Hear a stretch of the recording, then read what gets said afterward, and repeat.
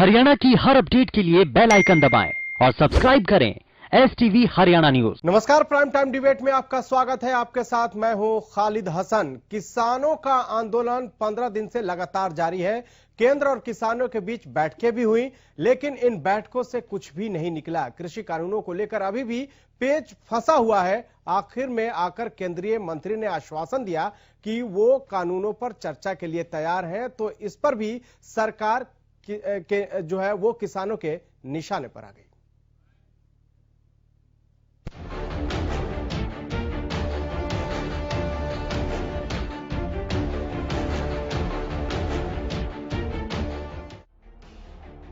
किसान आंदोलन को लेकर हलचल लगातार तेज है। किसानों का आंदोलन लगातार जारी है। किसान पीछे हटने के मूड में बिल्कुल भी नहीं। किसानों का कहना है कि वे 12 दिसंबर को देश को टोल फ्री करवाएंगे। सरकार पर दबाव बढ़ाने के लिए आसपास के राज्यों से और ज्यादा किसान दिल्ली आएंगे। सरकार पूरी कोशिश में है कि किसी भी तरह इस आंदोलन को रोका जाए। अब लगने लगा है कि सरकार ने सॉफ्ट रुख ले लिया। केंद्रीय कृषि मंत्री नरेंद्र सिंह तोमर ने प्रेस कॉन्फ्रेंस कर एक तरफ तो कृषि कानूनों के बारे में एक बार फिर अपनी बात रखी, तो साथ ही ये भी कहा कि सरकार प्रावधानों पर चर्चा के लिए तैयार है। साथ ही MSP के जिस मुद्दे पर किसान लगातार आंदोलन कर रहे हैं, उस पर कृषि मंत्री ने कहा कि MSP पर लिखित आश्वासन देने के लिए भी तैयार है। उनकी मांग एक पहले तो ये थी कि कानूनों को निरस्त करना, तो हमारा सरकार का पक्ष है कि कानून के वे प्रावधान जिन पर किसान को आपत्ति है, उन प्रावधान पर सरकार खुले मन से विचार करने को तैयार है। सरकार का कोई ईगो नहीं है और सरकार को कोई उन पर विचार करने में दिक्कत नहीं है और हम यूनियन के साथ बैठकर उसको समाधान कर सकते हैं। तो MSP के मामले में भी अगर उनके मन में शंका है तो हम लिखित आश्वासन देने को भी तैयार हैं। हम सरकारों को भी दे सकते हैं, किसान को भी दे सकते हैं, यूनियन को भी दे सकते हैं। तो वहीं किसानों के मुद्दे को लेकर प्रदेश सरकार भी लगातार मीटिंग कर रही है। सीएम मनोहर लाल ने डिप्टी सीएम के आवास पर पहुंचकर बैठक की, जिसके बाद प्रेस कॉन्फ्रेंस में सीएम ने कहा कि सरकार किसानों की ज्यादातर मांगे मानने को तैयार है। विशेष तौर पर जैसे आज का वातावरण चल रहा है, ये जो किसानों का जो आंदोलन खास करके दिल्ली में कुछ जगह पर किसान एकत्र होकर के और अपने मांगों के बारे में जो लगातार बात कर रहे हैं, इसमें कई दौर बातचीत के केंद्र सरकार के प्रतिनिधियों के साथ उनके हो चुके हैं और एक जिसको कहना चाहिए एक संतोष का विषय ये है कि उनकी मांगों में बहुत सी मांगों पर केंद्र सरकार ने मानने के संकेत दिए हैं। 5-6 डिमांड्स जो थी वो सब मानने के लिए केंद्र सरकार ने कहा है और मैं समझता हूँ कि आज जैसे किसानों की बातचीत हो रही है, कुछ किसानों ने जरूर ये कहा कि हमको ये मंजूर नहीं है, लेकिन बहुत किसान ऐसे भी हैं जो इस मत के हैं कि इन बातों को स्वीकार करना चाहिए। साथ ही सीएम ने कहा कि प्रदेश में ना तो MSP खत्म होगी और ना ही मंडियां। तो वहीं सीएम ने किसान आंदोलन को लेकर विपक्ष पर भी निशाना साधा। सीएम ने कहा कि विपक्ष इस मामले में चर्चा ही नहीं करना चाहता।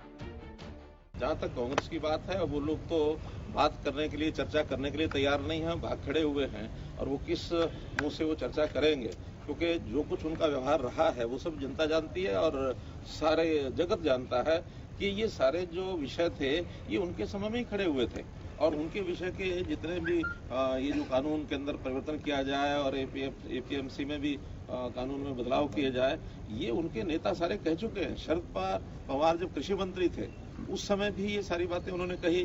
भूपेंद्र हुड्डा उन्होंने भी 2011 के अंदर ये सारी बातें कही और वो जब स्वयं इस चीज के इस कमेटी के प्रमुख थे, ये उस समय के सारे वीडियो, सारे प्रमाण आप लोगों के सामने हैं। आज वो किस मुंह से इसका विरोध करेंगे? ये एक विपक्ष में रह करके अपनी राजनीतिक रोटियां सेकना, किसानों के कंधों पर बंदूक रख करके, ये उचित नहीं, शोभा नहीं देता, लोग समझते हैं। और दुष्यंत ने साफ कहा कि अगर किसानों की MSP खत्म होगी तो वे अपने पद से इस्तीफा दे देंगे। पहली सेकंड कर चुका हूं कि आज किसान को उसकी फसल का दाम जो आज वो मांग रहा है MSP को, जब तक मैं अश्योर कर पाऊँ, मैं यहाँ बैठूँ। जिस दिन मैं अश्योर नहीं कर पाऊँ तो सबसे पहले इस्तीफा देकर बाहर जाने का काम है। हालांकि विपक्ष अभी भी लगातार किसान आंदोलन पर सरकार को घेर रहा है। प्रदेश के पूर्व मुख्यमंत्री और नेता प्रतिपक्ष भूपेंद्र सिंह हुड्डा चौथे कानून लाने की मांग कर रहे हैं। सरकार को किसानों की बात माननी चाहिए, क्योंकि ये मैंने पहले दिन कहा था 14 अगस्त ट्रिब्यून आप पढ़ेंगे तो उसमें आर्टिकल लिखा था मैंने, वे जो कानून लेके आए हैं ये किसान के हित में नहीं है। ये कानून लाए तो चौथा कानून भी लेके आए कि जो भी एमएसपी से कम खरीद करेगा उसको सजा का प्रावधान करो, तो किसान संतुष्ट हो जाएगा। किसान तो वहीं किसान नेताओं ने भी आंदोलन की आगे की रणनीति के लिए बैठक की और उसके बाद प्रेस कॉन्फ्रेंस कर केंद्रीय कृषि मंत्री की बातों का जवाब दिया। किसान नेताओं ने साफ कहा कि इन कानूनों की जरूरत ही नहीं थी और जब इनमें संशोधन ही करना था तो ये कानून लाए ही क्यों गए। कृषि का जो ऑनगोइंग प्रोसेस था उसको ट्रेडर्स और कॉर्पोरेट को संभालने के लिए आए हैं। अभी वो बोल रहे हैं कि कानून में जो गलत है उसको ठीक करा लो। भाई कानून ही क्यों लाए, कानून ही गलत लाए हो। ये आने ही नहीं चाहिए थे। हमारा डिमांड नहीं था कि प्राइवेटाइजेशन एग्रीकल्चर में शुरू करो, कॉन्ट्रैक्ट शुरू करो, प्राइवेट मंडी शुरू करो। क्यों लाया गया ये कानून? ये कहना चाहता हूँ कि तीनों कानून जो हैं वो चाहे जो जखीरेबाजी बढ़ाने वाला बात है, तो इस हम इसेंशियली इस चीज के लिए इनको रिजेक्ट करते हैं, इसलिए नहीं कि इसमें कुछ सुधार हो जाए। कृषि कानूनों को लेकर किसानों का आंदोलन लगातार जारी है। इस दौरान सरकार और किसानों के बीच 5 बैठकें हुई जो बेनतीजा रही। अब सबकी निगाहें छठे दौर की वार्ता पर टिकी हैं, लेकिन छठे दौर की वार्ता कब होगी इस पर अभी संशय बना हुआ है और उस बैठक में क्या कुछ निकलकर सामने आता है, ये भी एक बड़ा सवाल है। Bureau report, Haryana news.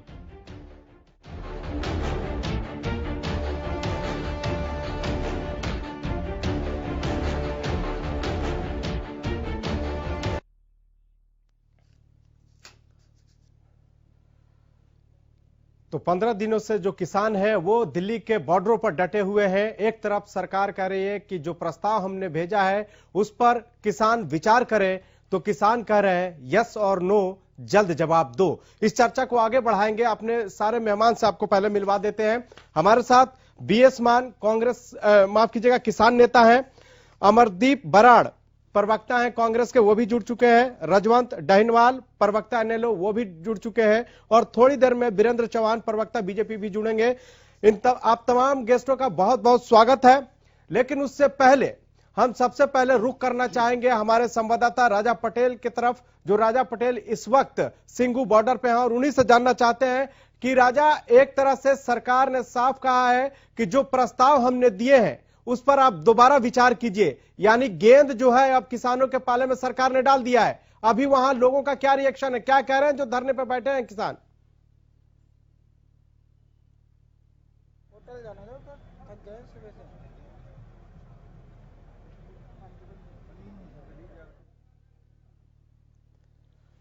तो राजा से संपर्क नहीं हो पा रहा है। अब हम सीधे रुख कर लेते हैं बीएस मान साहब, जो किसान नेता हैं हमारे साथ मौजूद हैं, उन्हीं से जान लेते हैं कि सर, सरकार ने अर्जी लगाई है अब किसानों से कि जो उन्होंने प्रस्ताव आपको दिया था, जो कल प्रस्ताव दिया था जिसको किसानों ने ठुकरा दिया है, तो क्या दोबारा से उस प्रस्ताव पर विचार आप लोग करेंगे? क्योंकि सरकार ने साफ कह दिया कि कानून तो वापस नहीं होगा, संशोधन पर विचार कर सकते हैं। दरअसल कल प्रस्ताव बरगलाने वाली बात थी, किसानों को गुमराह करना था और उनको अंडर एस्टिमेट कर रही है सरकार। मैंने अभी कई मंत्रियों के बयान सुने, एक कह रहा है मैं इस्तीफा दे दूंगा, दूसरा कह रहा है मंडियां यूं की यूं रहेंगी, और तीसरा कह रहा है कि हम सब मानने को तैयार हैं अगर इसमें कोई संशोधन की जरूरत है। किसान फ्रॉम द वेरी बिगिनिंग, शुरुआत से एक ही बात कह रहे थे, हमने ये बिल मांगे ही नहीं थे। जो बगैर मांगे कोई सहायता या सुझाव दिया जाता है, जैसे आप मेरे को कोई चीज कहें ये खा लें, मेरे को शक होगा, आप कहें कि आप उठ के चले जाएं उस साइड में ठीक रहेगा, फिर भी मुझे संदेह होगा। जब ये मांगे ही नहीं गए थे कि बिल लाइए, तो सरकार ने ये हमारे ऊपर थोपे क्यों? एक बात। दूसरे, ये बार बार एमएसपी की बात कर रहे हैं, एमएसपी जारी रहेगी। एमएसपी है क्या? किसी सब्जी की एमएसपी नहीं है, किसी मसाले की एमएसपी नहीं है, किसी फल की एमएसपी नहीं है, किसी चारे की एमएसपी नहीं है, राजमा जैसी दाल की एमएसपी नहीं है, देसी गेहूं की एमएसपी नहीं है, बासमती चावल की एमएसपी नहीं है, गुड़ की एमएसपी नहीं है। ये एमएसपी का ढर्रा क्यों चला रहे हैं? जब एक फैक्ट्री के अंदर एक उद्योग के अंदर रुमाल का भी रेट तय होता है और कोट पैंट के कपड़े का भी रेट तय होता है, ऐसे ही सुई का भी रेट तय होता है और मशीन का भी रेट तय होता है, नट का भी रेट तय होता है, कार का भी रेट तय होता है। तो किसान के सारे उत्पादकों के रेट तय क्यों नहीं है? एक बात, जब से किसान या जब से भारत देश आजाद हुआ, एक किसान ही ऐसा है जो इस साल बेचता है 10 रुपए की चीज, अगले साल बेचता है 8 की, उससे अगले साल बेचता है 6 की। नौकरी में तनख्वाहें बढ़ी हैं, उद्योग का माल बढ़ा है, दुकानदारों के रेट बढ़े हैं, काश्तकारों का भी अपना जो उनका मेहनताना है वो बढ़ा है। कोई भी चीज नहीं बढ़ी है। मार्केट में जाइए आप, हर चीज महंगी मिलेगी, लेकिन एक किसान, मतलब किसान जो सबके प्राण बचाता है अन्न के कारण, उसकी आमदनी क्यों घट रही है? आमदनी का क्या मामला है? सबको आय क्यों चाहिए? रोटी, कपड़ा और मकान के लिए बेसिक चीज है, और दूसरी है मनोरंजन, आयोजन, ये सेकेंडरी चीज है। शिक्षा और चिकित्सा ये भी सेकेंडरी चीज हैं, उनके लिए आमदनी चाहिए। सन 80 तक एक किसान 1 क्विंटल गेहूं की कीमत में अपने बेटे को हॉस्टल में पढ़ाता था। आज वो किसान 10 क्विंटल गेहूं की कीमत में अपने बेटे को हॉस्टल में नहीं पढ़ा सकता। ये इतना असंतुलन कैसे हुआ आमदनी में? ये है मेन मुद्दा किसानों का। और 3 बिल की तरफ तो वैसे ध्यान दे रहे हैं, 3 बिल तो मानेंगे। सरकार तो कह रही है कि सर ये बिल जो है, जिस तरह से प्रधानमंत्री नरेंद्र मोदी ने एक टारगेट दिया है कि 2022 तक किसानों की जो आय है उसको दुगनी करनी है, तो कैसे होगा? इसको लेकर सरकार का पक्ष ये है, सरकार कहती है कि इस कानून के लाने के बाद से जो आमदनी है किसानों का वो बढ़ जाएगा। लेकिन इससे पहले इस सवाल पे हम आपसे जवाब लेंगे, लेकिन सीधे हम सिंघू बॉर्डर चलते हैं, जहां पर हमारे संवाददाता राजा पटेल इस वक्त मौजूद है। राजा, सबसे पहले मेरा सवाल यह है कि आज एक तरफ सरकार ने कहा है कि दोबारा जो प्रस्ताव सरकार ने दिए हैं उस पर दोबारा से किसान नेता विचार करें, लेकिन किसानों ने भी साफ कर दिया कि उन्हें 3 कृषि कानूनों से कम पर कुछ भी मंजूर नहीं है। ऐसे में आप लगातार इस आंदोलन को कवर कर रहे हैं और सिंघू बॉर्डर पे हैं, वहां किसान, इसको लेकर किसानों का क्या कहना है? जी बिल्कुल, देखिए खालिद, जिस तरीके से पहले कृषि मंत्री ने प्रेस कॉन्फ्रेंस की और दोबारा से बातचीत का न्योता किसानों को दिया है, साफ तौर पर मैं आपको बता दूं कि किसानों में काफी ज्यादा रोष है। ठंड का समय है और मैं आपको बता दूं इस वक्त हम ग्राउंड जीरो पर है। आप देख सकते हैं कि किसान किस तरीके से यहाँ पर खुले आसमान के नीचे ठंड में यहाँ पर एक छोटी सी चादर है, नीचे गद्दा है और इसी तरीके से यह किसान खुले आसमान के नीचे यहाँ पर सोएंगे। देखिए आप युवा भी यहाँ पर मौजूद, तमाम जो किसान है इसी तरीके से इस नेशनल हाईवे पर डटे हैं और साफ तौर पर जिस तरीके से किसान संगठनों ने प्रेस कॉन्फ्रेंस की और साफ तौर पर यह कहा है कि कृषि कानून जब तक सरकार कहीं ना कहीं खत्म नहीं करती जब तक हम यहां से नहीं जाएंगे। हमारे साथ किसान मौजूद हैं। सर, किस तरीके से देखते हैं, सरकार एक बार फिर से आप लोगों को बुला रही है बातचीत करने के लिए? नहीं, उसका ना अभी जो है प्रधानमंत्री है बेवकूफ है, इसको देश चलाने का कोई तजर्बा नहीं है। इसने देखो पहले से कितने गलती की है, नहीं तो जो उसको अकल हो गई, इतना बड़ा ये वर्ल्ड का बड़ा प्रोटेस्ट है और पीसफुल है, लगातार चल रहा है, जो उसको इससे समझ आनी चाहिए लोगों को भी, लोग क्या कहते हैं, लोगों की बात सुननी चाहिए। लोकतंत्र में जो होता है लोगों के द्वारा लोगों की सरकार होती है ना, लोगों की बात सुननी चाहिए। लेकिन वो तो जो वो कहता भी जो मैंने कह दिया बस वही है। जैसे आगे बादशाह का हुक्म होता था ना, जो डिक्टेटरशिप होती थी, राजे महाराजे होते हैं, ऐसे राज चला रहा है। उसको कोई तजर्बा नहीं है राज करने का। पहले इसने नोटबंदी की, उसके सारा गरीब लोग तो इसने बेकार कर दिया, भुक्खा मार दिया, लाइनों में कितना घर बर्बाद हो गए और सारा कारोबार बर्बाद कर दिए। जो बड़े बड़े लोग थे, काला धंधा बताया इसने भी, कितना काला धन निकले है, उनको कोई फर्क नहीं पड़ा। अब आप लोग खुले आसमान के नीचे बैठे हैं, इतनी ज्यादा यहाँ पर ठंड हो रही है, ऐसे में यहीं पर आप लोग सो रहे हैं, यहीं पर खा रहे हैं, यहीं पर पका रहे हैं, तो सरकार जिस तरीके से अब दोबारा बातचीत के लिए बुला रही है, तो सरकार ये भी कह रही है कि हम जो भी संशोधन था, जो प्रस्ताव भेजा था, तमाम आपकी बातें मान लेंगे, आप लोग धरना प्रदर्शन खत्म कीजिए। नहीं, वो हमारी तो एक ही मांग है, इनको रद्द कर दो। वो कहते हैं संशोधन कर देंगे। जो संशोधन है वो तो जब हम कहते हैं सारा कानून है गलत है संशोधन तो उन्होंने भी एक आधी बात गलत है। अब जो हमको देखो, सुप्रीम कोर्ट का जो बार एसोसिएशन है, जो पंजाब हरियाणा हाई कोर्ट का बार एसोसिएशन है, उन्होंने भी कह दिया है कल यहाँ पर आकर भी इस देश में जो टेक्निकल लैंग्वेज ऐसी है कि बहुत खतरनाक कानून है, सारे देश के लिए खतरनाक है। भी ये जो तुम एक आधी शोध करा देंगे तो भी इसका जो मूल रूप खत्म नहीं होगा। भी ये जो अभी तो किसान रो रहा है ना, ये सारे देश का जो जितना भी आम खपतकार है सभी को बहुत ज्यादा है कानून भारू पड़ूगा।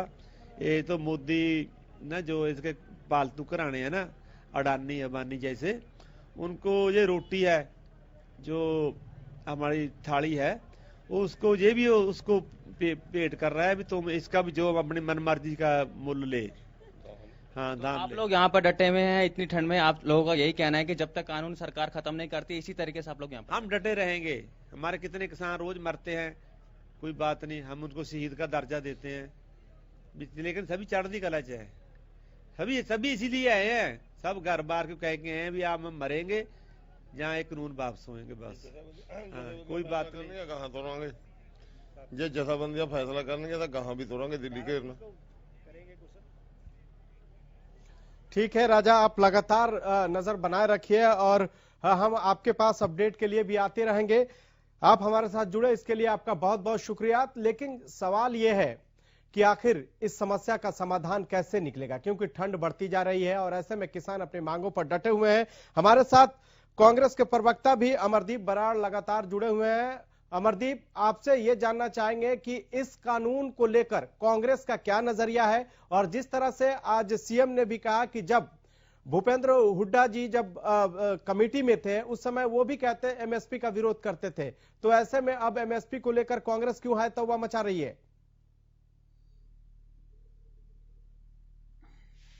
खालिद जी, ये तो बहुत कुछ कहते हैं बीजेपी के, तो इनकी बातों कितनी सच है कितनी झूठ है ये बताने की जरूरत नहीं है, जनता को उस बात का पता है। मैं ज्यादा ना कहते हुए यही कहना चाहूंगा कि किसानों ने ना तो ये बिल, सरकार ने ना तो ये बिल किसानों से बातचीत करके लाया, ना ही किसी विपक्ष के नेताओं से बात हुई। ये अध्यादेश लाए गए हैं, ये तुगलकी फरमान है जो किसानों पर थोपे गए हैं। और किसान, हमारे देश का किसान आज पढ़ा लिखा है, उसके बच्चे यूनिवर्सिटियों में लेक्चर आ रहे हैं, पीएचडी की हुई है, पता नहीं कहां कहां तक पढ़े हुए हैं सभी के बच्चे और किसान खुद। तो किसानों को इन बिलों के जरिए ये समझ आ गया क्या है कि उसका भविष्य इन बिलों से खतरे में जाएगा। तो इस कारण किसान इन बिलों को वापस लेने के लिए सरकार को कह रहा है, लेकिन सरकार किसान की कोई बात नहीं सुनी। किसान को कोई फर्क नहीं पड़ रहा कि वहां पर 70-70, 60-60 साल के बुजुर्ग, हमारे जो दादा, हमारे पिताजी की उम्र के जो लोग हैं, वहां पर रात को इतनी ठंड में वहीं पर सोते हैं, वहीं पर खाते हैं, वहीं पर नहाते हैं। तो सरकार बहुत ही जो एक कोई सरकार इतनी भी राक्षस हो सकती है, ये बीजेपी सरकार ने साबित कर दिया है। और रही बात जेजेपी सरकार की, तो अभी मैं सुन रहा था बयान आप दिखा रहे थे दुष्यंत चौटाला जी का, वो कह रहे हैं कि मैं इस्तीफा दे दूंगा।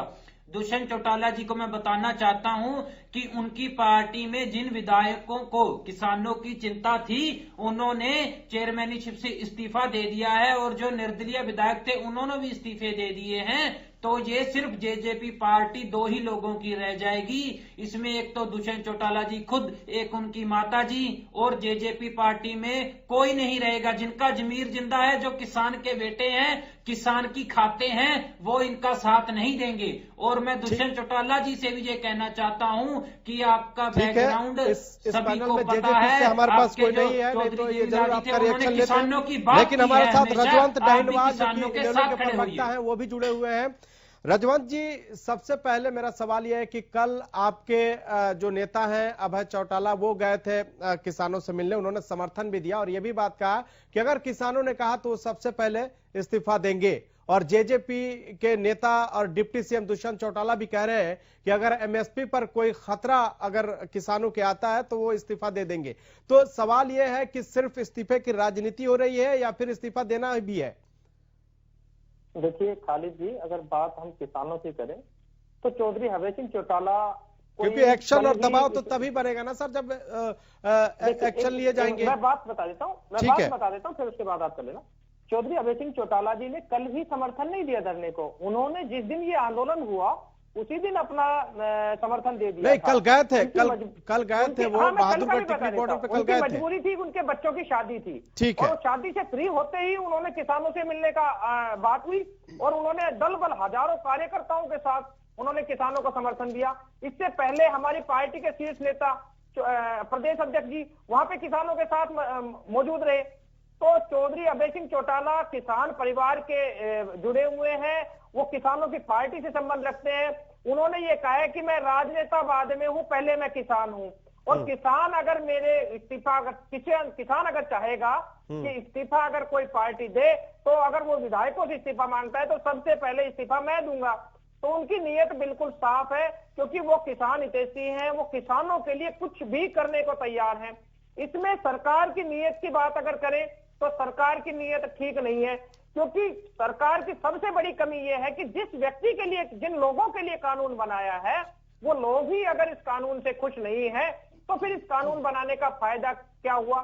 अगर कानून बनाया जा रहा था तो कम से कम उनसे राय मशवरा तो कर लेते, उन्होंने राय मशवरा भी नहीं किया। इसके बाद ही जब से ये आंदोलन चला है, तब से लेकर आज तक सरकार ने पहले दिन से इस कानून के फायदे समझाने की बात कही है, लेकिन आज तक जो लाखों लोग सड़क पे बैठे हैं, महिला हैं, बच्चे हैं, बुजुर्ग हैं, उनको इसमें कोई फायदा नजर नहीं आ रहा सिवाय सरकार को छोड़ के। और सरकार की मजबूरी है फायदा गिनवाने की, कि अगर वो इस कानून को, जैसे किसान कह रहे कि वापस लो इस कानून को, तो सरकार की मजबूरी है वो अपने दोस्तों को, जो अंबानी और अडानी है, उनको नाराज नहीं करना चाहते।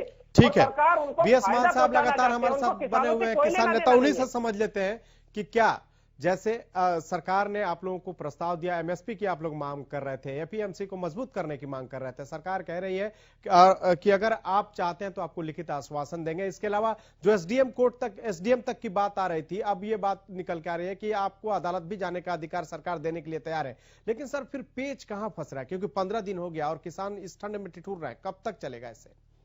मैं अभी देख रहा हूं चैनल पे जी, जो नेता लोग बात कर रहे हैं, लगभग सभी को डर है बीमारी का, मास्क लगाए हुए हैं जी। और मेरे किसान भाई वहां करीब 7 लाख के करीब बैठे हैं 8 किलोमीटर तक, और 15 दिन से बैठे हैं जी।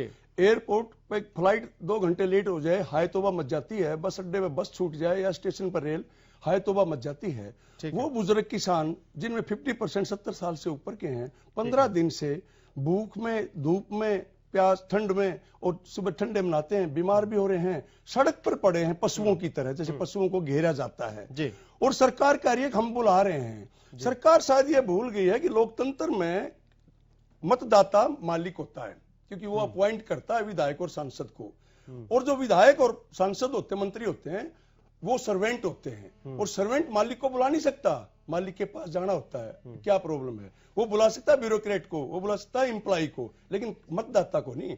किसान इस देश का अन्नदाता तो है ही, सबसे बड़ा मतदाता भी है। 54 करोड़ वोट है किसानों की, सबका पेट भी भरता है और सबसे ज्यादा वोट भी देता है। यानी कि लोकतंत्र की मजबूती में अहम रोल किसान का है। उसको फुटबॉल बनाया जा रहा है, कभी एमएसपी, कभी एपीएमसी, ये टेक्निकल वर्ड हैं। मैं ये कह रहा हूं किसान की आमदनी क्यों नहीं बढ़ रही है? हमारी मांग है कि बैंक के चपरासी की जितनी तो एक किसान की आमदनी होनी चाहिए, जो 24 घंटे काम करता है, पसीना बहाता है, दिन रात खेतों में लगा रहता है, नहाता भी टाइम पर नहीं है, खाता भी टाइम पर नहीं है, सोता भी टाइम पर नहीं है, और उसको बीमारियां हो जाती है, बीमारी से मरता है। एक बात। सेकेंडली, जितने भी ये मंत्री ऐस ले रहे हैं, देश के सारे कर्मचारी तनख्वाह ले रहे हैं, उनके लिए जो पैसा जुटता है वो कहां से जुटता है? वो जुटता है किसानों की जेब से, क्योंकि किसान ज्यादा हैं। ऑयल से, ऑयल टैक्स, 1 लीटर तेल के अंदर 52 और 53 रुपये टैक्स होता है। सेकंड नंबर पर आती है वाइन, यानी कि अल्कोहल। किसान ज्यादा है तो अल्कोहल ही पियेंगे, उसमें सेकंड नंबर पर टैक्स आता है। तीसरे नंबर पर होते हैं जूते और कपड़े। जूते ज्यादा तोड़ता है क्योंकि वो हमेशा खेत में पशुओं के पीछे दौड़ता है, और कपड़े फटेंगे क्योंकि वो जमीन को फाड़ता है, पसीना आता है तो कमजोर होता है, फिर वो बीमार होता है क्योंकि किसान सबसे ज्यादा है तो दवाई लेता है, दवाई में भी टैक्स देता है, ठीक नहीं, मर जाता है। फिर वो यात्रा करता है, फला जगह जमीन सस्ती मिल रही है, फला जगह से बीज ले आऊं, फला जगह से ये कृषि का यंत्र ले आऊं, यात्रा में भी वो टैक्स देता है।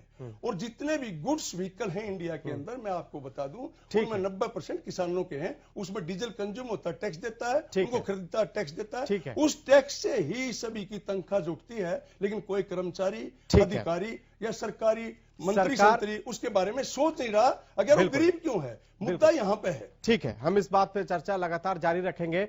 लेकिन जिस तरह से सवाल ये उठ रहा है कि अगर प्रस्ताव पर अगर फिर से किसान अपना जो है दोबारा विचार नहीं करते हैं तो फिर क्या होगा? क्या इस समस्या का समाधान निकलेगा? एक छोटे से ब्रेक के लिए रुक रहे हैं, उसके बाद जब किसान लगातार अपनी मांग पर अड़े हुए हैं, किसान यही चाहते हैं कि तीनों कृषि कानूनों को सरकार वापस ले, लेकिन सरकार इसके लिए राजी नहीं है। सीधे हम वीरेंद्र चौहान जो बीजेपी के प्रवक्ता है उनके पास जाते हैं और उनसे मेरा सवाल यह है कि सर, जिस तरह से जो किसान है वो ये कह रहे हैं कि जब तक तीनों कृषि कानून वापस नहीं लिए जाएंगे वो पीछे नहीं हटेंगे। सरकार कह रहे हैं कि वो कानून वापस नहीं लेगी। ऐसे में अब समाधान का रास्ता कैसे निकलेगा?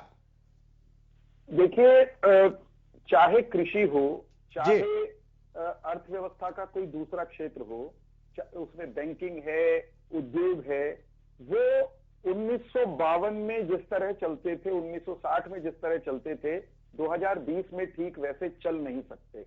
सब क्षेत्रों में सुधार हुआ है, सब क्षेत्रों में बदलाव हुआ है।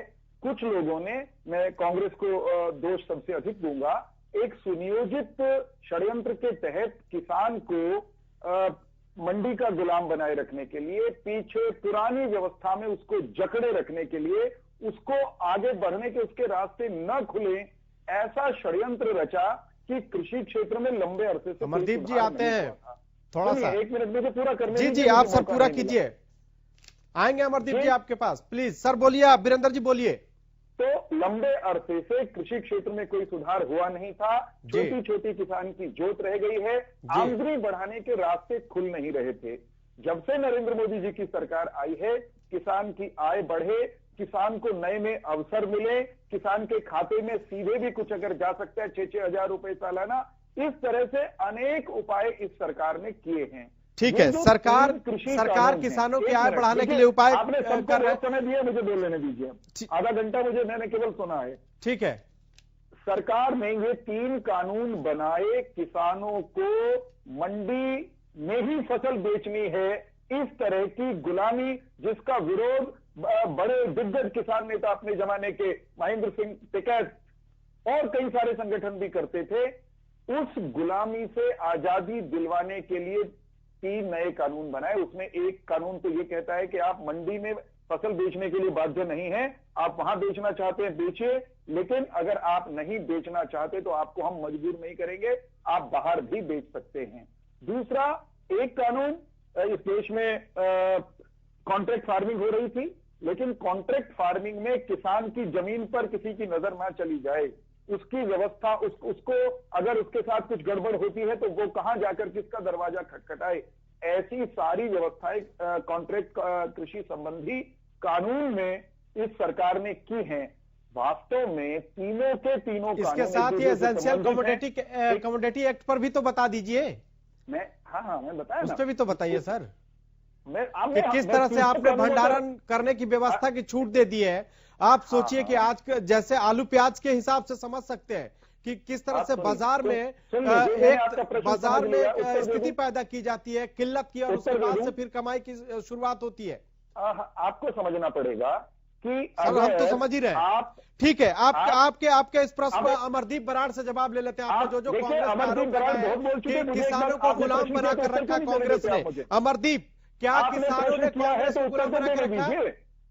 सर जवाब आप ही का जवाब तो पूछ रहे हैं कांग्रेस से, जो आपने सवाल उठाया। चुप करवाइए, पहले इनको चुप करवाइए। सर बोलिए, मैं आपके बीच में नहीं बोल रहा, आप सुनिए मेरी कुछ कहना चाहते हैं, जल्दी से अमरदीप।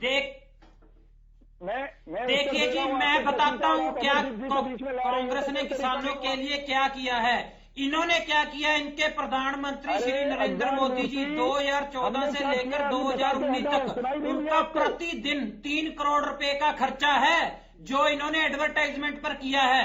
25 लाख रुपए का पर दिन का खर्चा इनका नरेंद्र मोदी जी का है जो इन्होंने विदेश यात्राओं पर किया है। वो खर्चा हमारे देश की जीडीपी तो खत्म है, उससे तो नहीं आया। वो किए अंडानी और अंबानी उनको फायदा पहुंचाने के लिए उनको उसी पे आ रहा हूं जी, उसी पे आ रहा हूं। अंडानी अंबानियों को वो पैसा वापस देने के लिए, उन खर्चों को पूरा करने के लिए इन्होंने 3 बिल बनाए हैं अंडानी अंबानियों के लिए। ये तीनों बिल, इन 3 ने ये कह रहे भंडारण, किसान कहां से भंडार कर लेगा? अगर इन्होंने किसानों के लिए ये बनाए थे तो 200 एकड़ पानीपत के पास ये किसान बनाने से पहले कैसे वहां पर गोदाम बन गए? वो सिर्फ गोदाम अंडानी और अंबानी उसमें भंडारण कर सकते हैं, उसमें किसान भंडारण नहीं कर सकता। ये तीनों काले कानून, तीनों को गलत फरमान किसान के विरोधी हैं। ये सिर्फ और सिर्फ किसान को खत्म करने के लिए इन्होंने बनाए। ठीक है, हम इस पर भी रिएक्शन ले लेते हैं। हमारे साथ बीएस मान लगातार बने हुए हैं। तो वो बीजेपी बीएस मान जी, अभी जो बीजेपी के प्रवक्ता ने जो बातें कही, उन्होंने कहा कि अभी तक जो है कि एक तरह से बेड़ियों में जकड़ के रखा गया, मंडी के बेड़ियों में जो है उस तरह जकड़ कर किसानों को रखा गया। क्या इस सरकार के जो कह रही है कि किसानों के सुधार के लिए कानून लाया गया है, क्या इससे किसान सहमत क्यों नहीं है? आखिर पेच कहां फंस रहा है, क्या दिक्कत आ रही है? सबसे पहले तो मैं दोनों पार्टियों के प्रवक्ताओं से रिक्वेस्ट करूंगा, एक दूसरे पे एक झूठा और एक 2-3 नामों को रट रहे हैं, उस पर ना जाएं। किसान बहुत गुस्से में है, किसान की बात करें। बीजेपी बैठकर झूठ बोला जा रहा है। बीजेपी का प्रवक्ता बताएं किस कानून के तहत ओपन मार्केट में बेचने से मनाही थी अनाज की। एक बात मैं बताता हूं, बीजेपी का प्रवक्ता बताए किस कानून के तहत ओपन मार्केट में बेचने से मनाही थी। हाँ, सेकेंडली ये कह रहे हैं कि हमने इनकी काय पलट कर दी है। मार्केट से बाहर माल कहां बिकेगा? गेहूं 1600 बिक रहा है, एमएसपी 1975 है। पूरे देश में बताइए कि गेहूं 1600 से ऊपर क्यों नहीं बिक रहा है?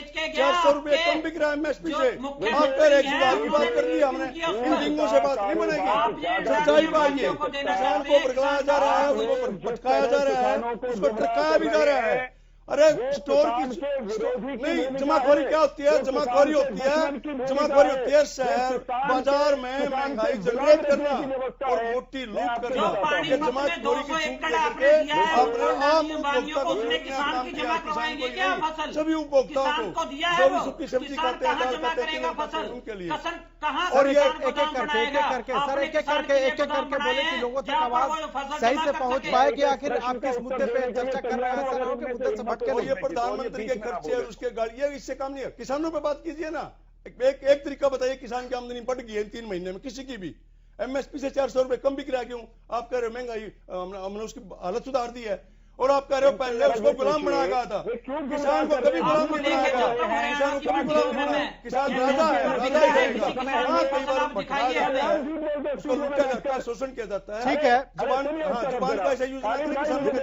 वीरेंद्र चौहान जी, सवाल एक ये है कि जिस तरह से आप लोगों ने कहा भी था कि 2022 तक जो किसान है उनकी आमदनी बहुत मतलब दोगुनी कर देंगे, लेकिन अब 1 साल का वक्त और बच गया है। लेकिन जो स्थिति है किसानों की, वैसा तो नहीं लगता कि इनकी आमदनी दुगुनी हो पाएगी इतनी जल्दी, आधी रहेगी। देखिए, अब आशंकाओं, क्योंकि अगर आप एमएसपी की बात लीजिए, अगर चर्चा करनी है तो मैं भी बहुत सारे कर सकता हूँ। नहीं, ठीक है, सुनिए आप, उत्तर सुन लीजिए, बताओ, जवाब दीजिए। बैठकर यहाँ पर इन्होंने आय दुगनी की है, अंडानी अंबानी की आय चेक करिए आप जाके। अमरदीप जी मुद्दे पे, अमरदीप जी मुद्दे पे आइए। किसान की आय नहीं देना है और मुझे बोलने नहीं देना है, तो मुझे जोड़ना क्यों आवश्यक था?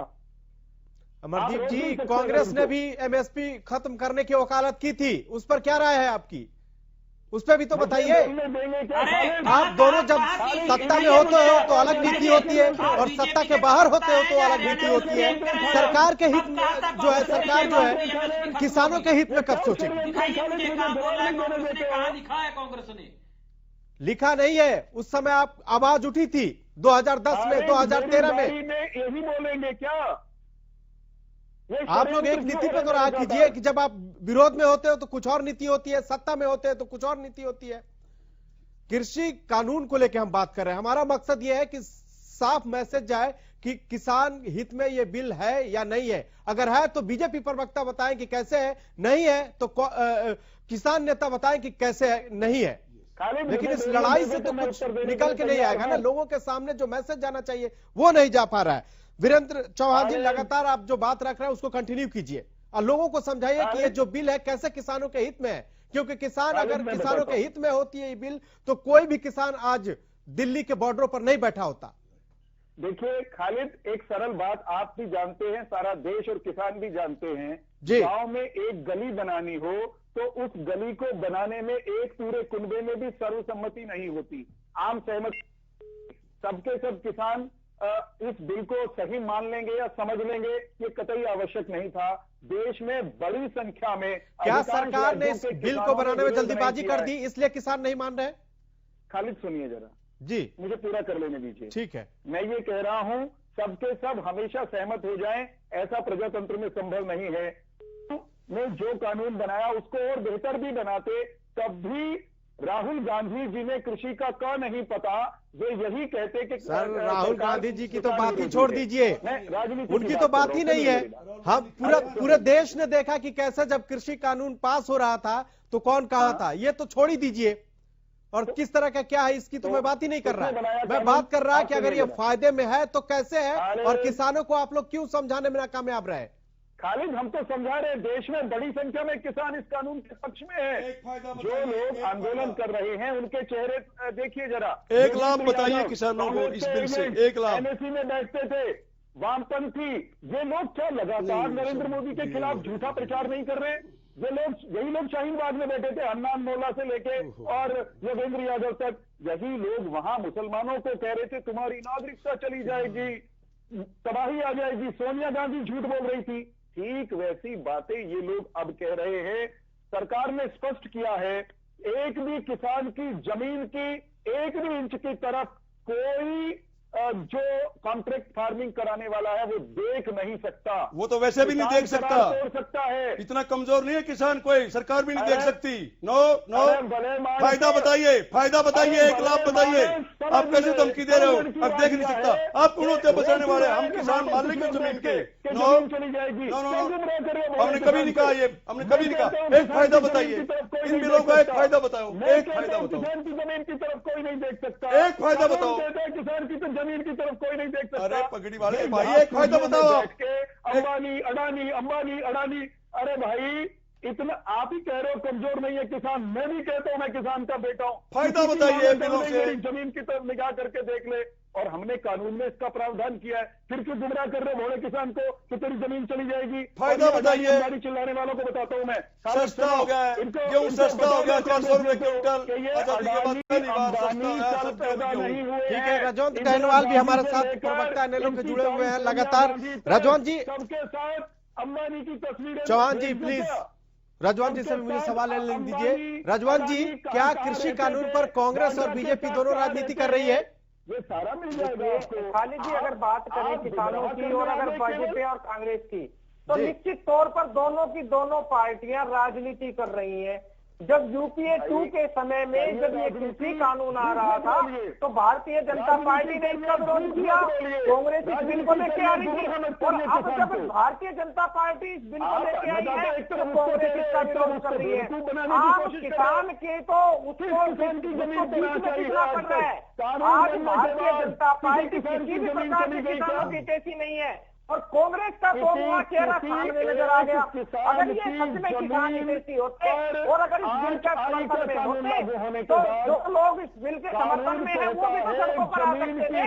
अगर कहीं सरकार मेरा नुकसान कर रही है तो मैं अपना विरोध क्यों नहीं जताऊंगा, जबकि हजारों लाखों की संख्या में किसान वहां पर बैठे हैं। वीरेंद्र जी आपके पास आएंगे, जरा रजवंत जी की बात भी तो सुन लीजिए। झूठ बोलने के सिवा कोई काम नहीं है, और भारतीय जनता पार्टी ने आज तो देश का न्यास किया है, वो मतलब उसका भरपाई कभी भी नहीं हो सकती। आज ये यहाँ पर बीजेपी के प्रवक्ता यहाँ पर बैठ के बात कह रहे हैं। अगर इनके विधायक, जब सरकार के विधायक इस बिल के खिलाफ है तो सोच के देखिए किसान उसके पक्ष में कैसे हो सकता है। क्या वो विधायक जो बीच के भेजे जनता ने वो बेवकूफ है? करण में लाग रहे हो, दिन रात झूठ बोल रहे हो। एक लाभ बताइए आप, एक फायदा बताइए बिलों का, साबित कर दे। और सब बोले हैं आपसे, एक फायदा बताओ कि किसान की जमीन जा सकती है। मैं ये साबित कर दूंगा कि ये कानून कहते हैं कि चाहे कुछ भी हो जाए किसान की 1 इंच भूमि की तरफ ठीक है कोई भी नहीं कोई देखेगा। लेकिन एक बात बताइए, आप कॉन्ट्रैक्ट फार्मिंग की बात कर रहे हैं, कॉन्ट्रैक्ट फार्मिंग में अगर कोई कंपनी किसी किसान से अगर वो अनुबंध करता है, अगर 20 रुपए पर मान लीजिए गेहूं खरीदने की बात करता है, और किसान जो है जब वो गेहूं तैयार होती है और मार्केट में कीमत 40 रुपए होगी, तब उसका नुकसान किसको होगा? किसान को होगा। उसकी भरपाई कौन करेगा? उत्तर सुन लीजिए खालिद, मेरे पास उत्तर है। कानून में प्रावधान है कि अगर कॉन्ट्रैक्ट 20 रुपए में हुआ है और फसल आने पर रेट बढ़कर 40 हो गया तो किसान साफ इनकार कर सकता है। अनुबंध में कैसे इनकार कर सकता है सर? यहाँ कॉन्ट्रैक्ट का मतलब क्या होता है? सुन लीजिए जरा सर, कॉन्ट्रैक्ट का क्या मतलब होता है? फिर सुविधा क्या होती है? ऑफेंस होता है वो अगर मना करता है तो एक भी पार्टी। सच्चाई किसान तक जानी चाहिए। कानून कहता है रेट बढ़ गया और किसान को लगा कि रेट तो ज्यादा है, मेरे साथ तो कॉन्ट्रैक्ट 20 रुपए का हो रखा है, तो जी। किसान उस कॉन्ट्रैक्ट वाले बंदे को कह सकता है मैं नहीं तुझे देता अगर तू रेट नहीं बढ़ाता। किसान पर कोई जुर्माना नहीं लग सकता, केवल उसको बिना ब्याज के अगर उसने यही तो सर आपने कॉन्ट्रैक्ट फार्मिंग का तो मतलब ही है कि अनुबंध होगा दोनों में। उसके बाद कोई अनुबंध कैसे तोड़ सकता है? अगर कोई भी आदमी किसी चीज को लेकर किसी से अनुबंध करता है, कॉन्ट्रैक्ट करता है, बीच में कैसे टूटेगा? मैं बताता हूं आपको, कानून में खालिद भाई प्रावधान है कि अगर रेट बढ़ गया और किसान को लग रहा है कि उसको घाटा हो रहा है तो वो संबंधित पार्टी को ये कह सकता है कि भैया या तो तुम बढ़ा हुआ रेट दे दो, नहीं तो मैं एग्रीमेंट से निकल रहा हूं। ठीक है, उसको ये राइट दिया गया है कानून में। बीएस मान जी से जान लेते हैं, किसान नेता, इनको ज्यादा पता होगा इस बारे में। सर जो बात कह रहे हैं वीरेंद्र जी, क्या वो सही है? नहीं, वो बिल्कुल सही नहीं है। वो सुन लीजिए वीरेंद्र जी, उनको पढ़ा तक नहीं। सुनिए आप, अरे कानून का ज्ञाता, आपको पता भी नहीं है एमएसपी क्या होती है। Please stop. दरअसल आजाद होने से पहले जब भारत देश आजाद नहीं हुआ तो ब्रिटिशर्स ने दो प्रावधान किए थे, एक किया था कृषि कानून और एक किया था पे कमीशन, एक किया था कृषि आयोग, एक किया था आप लोग ऐसे मत प्लीज। हम किसानों के मुद्दे पे यहाँ बैठे हुए हैं, लड़ेंगे तो हम जो संदेश देना चाहते हैं वो नहीं जा पाएगा लोगों को। प्लीज आप देख लिया, आप अच्छी जमीन पकड़ी। अब मेरी बात सुन लीजिए आप।